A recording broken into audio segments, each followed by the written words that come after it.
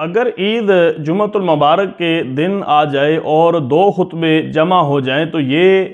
بادشاہ وقت کے اوپر انتہائی گراں گزرتا ہے اور اس کا نقصان ہوتا ہے اور بادشاہ کی بادشاہی چلی جاتی ہے۔ جو آپ کا سربراہ ہوتا ہے اس کے لیے یہ نقصان دہ ہے اور یہ نیک شگون نہیں ہے۔ ناظرین، یہ چیز ملک پاکستان کے اندر بہت زور و شور کے ساتھ بیان کی جاتی ہے اور پڑھے لکھے لوگ بھی اس بات کو بیان کر رہے ہوتے ہیں کہ اگر عید کا خطبہ اور جمعۃ المبارک کا خطبہ یہ جمع ہو جائے تو ان دو خطبوں کا ایک دن کے اندر جمع ہو جانا یہ بادشاہ وقت کے لیے یا ملک کے لیے کوئی نیک شگون نہیں ہوتا۔ اس حوالے سے یہ بات ذہن کے اندر رہنی چاہیے کہ جمعۃ المبارک کا خطبہ اور عید کا خطبہ اگر کسی ایک دن کے اندر جمع ہو جاتے ہیں تو یہ اس دن کی عظمت ہے کہ اللہ نے اس ایک دن کے اندر دو خطبات کو جمع فرمایا ہے، اور اس ایک دن کے اندر اللہ نے دو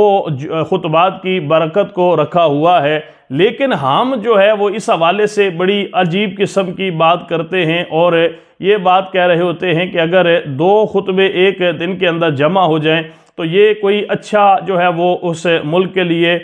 جہاں پر یہ دو خطبے آ جاتے ہیں اس ملک کے لیے یہ بہتر نہیں ہوتا۔ اس حوالے سے آقا کریم صلی اللہ علیہ وسلم کے زمانہ مبارکہ کے اندر اور صحابہ کرام رضوان اللہ تعالی علیہ مجمعین کے زمانہ مبارکہ کے اندر اگر ایک دن کے اندر دو خطبے جمع ہو جاتے تھے تو وہ اسے بہتر سمجھتے تھے اور اسے بھلائی کے اندر یہ سمجھتے تھے کہ اللہ نے اس دن کے اندر ہمیں دو بھلائیاں عطا فرمائی ہیں، دو خطبے عطا فرما کے اللہ نے ہمارے اوپر آج خصوصی طور پر یہ کرم فرمایا ہے۔